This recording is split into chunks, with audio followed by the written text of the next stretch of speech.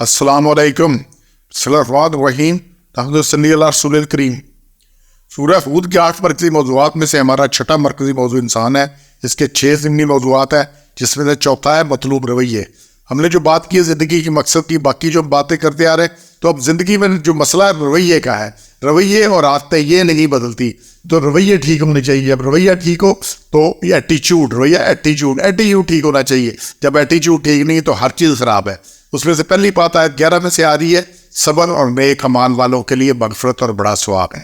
صبر اور نیک، آیت نمبر 11 کو دیکھیں، ان الذین صبروا وعملوا الصالحات، جنہوں نے صبر کیا اور پھر اعمال صالح کیے، اولئک لہم مغفرۃ واجر کبیر، ان کے لیے مغفرت ہے اور اجر کبیر ہے۔ مغفرت کے جو انہوں نے گناہ کیے اللہ معاف کر دے گا ان کو، لیکن جنہوں نے کیا کیا؟ صبر کیا۔ صبر کیا ہے؟ استقلال کے ساتھ کیا، نہ مصیبت پر دل پر داشتے ہوئے، نہ خوشی پر آپے سے باہر ہوئے۔ اور ایسے ہیں جن کے مزاج میں استقلال ہوتا ہے، یہ لوگ ہر حال میں اپنا ذہنی توازن برقرار رکھتے ہیں، نستنی ترشی میں ہمت ڈالتے ہیں، نہ مانو دولت اور رسیدگی یا اقتدار ملنے سے دماغ بگڑتا ہے، فرعون اور نمرود نہیں بن جاتے۔ ایسے ہی لوگوں کے لیے مغفرت ہے اور اجر کبیر ہے۔ اور اللہ نے کہا ہے وَاسْتَعِینُوا بِالصَّبْرِ وَالصَّلَاةِ، اور مدد جب بھی کوئی مصیبت ہے تو نماز اور صبر سے مدد لو۔ تو صبر بہت بڑی چیز ہے، تو صبر صبر صبر اور پھر نیک اعمال۔ خالی صبر نہیں کہ راہ پہ آدھا بیٹھے صبر کر رہے، نیک اعمال، اور نیک اعمال کی کثرت جتنی زیادہ ہوگی اتنا یہ اس کے کام آئے گا۔ پھر مغفرت ہے ان کے لیے جو ادھر کی غلطی کوتاہی اللہ تعالیٰ انشاءاللہ ان کو معاف کر دے گا، اور نہ صرف معاف کرے گا بلکہ کیا ہے؟ اجر کبیر۔ اور یہ ہے صبر۔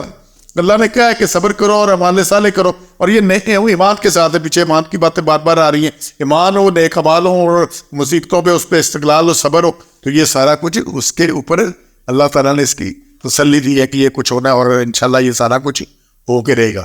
اس کے بعد یہ دوسرا نقطہ ہے، صالح اعمال والے عاجز مومنین ہمیشہ کے لیے جنت میں رہیں گے۔ اس آیت کو بھی دیکھیں جی، اِنَّ الَّذِينَ آمَنُوا وَعَمِلُوا، وہی بات ہے، ایمان اور اعمال صالح نے کیے، وَأَخْبَتُوا إِلَىٰ رَبِّهِمْ، پیچھے بارے صبر کیا، یہاں سب عاجزی اختیار کی۔ ابھی نیک اعمال کر کے کر نہیں گئے، اس تک اس میں تکبر نہیں آ گیا، عاجزی کی۔ خبت سے ہے، خبت کہتے ہیں پست کو، نیچی جگہ کو۔ بات اسی سے ہے کہ نشیب، اپنے آپ کو عاجز پست ذلیل ظاہر کرنا، اپنے آپ میں نہ ہم چوڑے بازار سوڑے، یہ نہیں، نہ چال میں، تکبر میں، نہ کسی اور چیز میں، اس میں نہیں آنا۔ تو ان کے لیے اعمال صالح اور پھر اس میں عاجزی، اولئک اصحاب الجنہ، یہی جنت والے ہیں۔ اور پھر ان کے لیے مزید کیا؟ ہم خالدون، میں ہمیشہ رہیں گے۔ اور پھر تیسرا اور آخری نقطہ ہے، دنیا دار کی طرح اندھے بہرے بننے کی بجائے صالح صابر مومنین بنے۔ یہ 16 نمبر میں بھی ہے، 23 میں بھی ہے، اور 24 میں بھی ہے کہ کیا کریں؟ صابر بنے۔ 16 میں بات آئی تھی جی کہ جنہوں نے برے اعمال کیے ان کے لیے کیا ہے 16 میں؟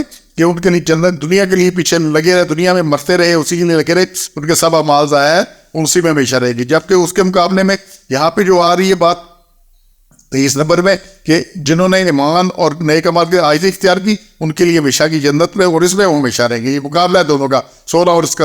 اور پھر وجہ کیا ہے؟ اللہ نے اس آگے 23-24 میں بڑی کلیئر کی ہے بات کہ دونوں فریقوں کی مثال ایسے جیسے ایک اندھا اور بہرا ہے، اور دوسرا دیکھتا اور سنتا ہے، کیا وہ دونوں برابر ہیں؟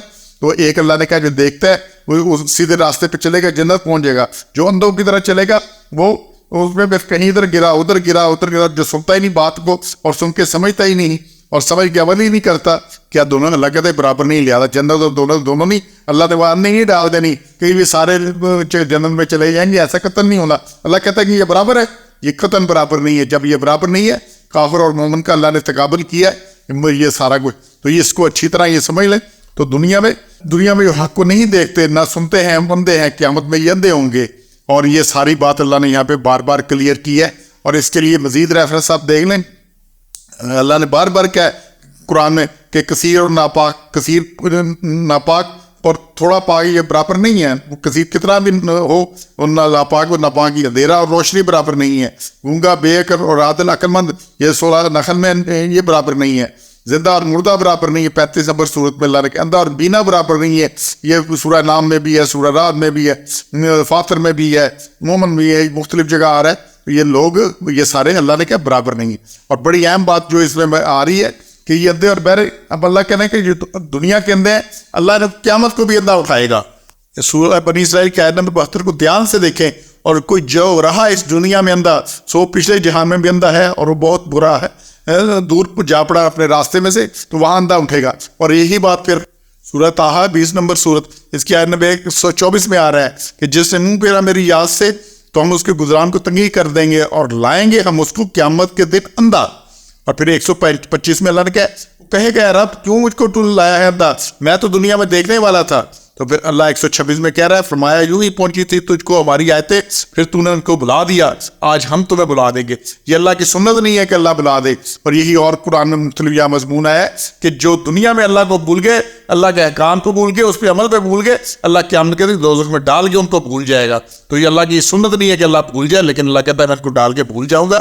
تو یہ استغفر اللہ کہ اپنی اصلاح کرنی ہے، سبحان اللہ، اور رویے ٹھیک کرنے ہیں۔ سبحان ربک رب العزۃ عما یصفون وسلام علی المرسلین والحمد للہ رب العالمین۔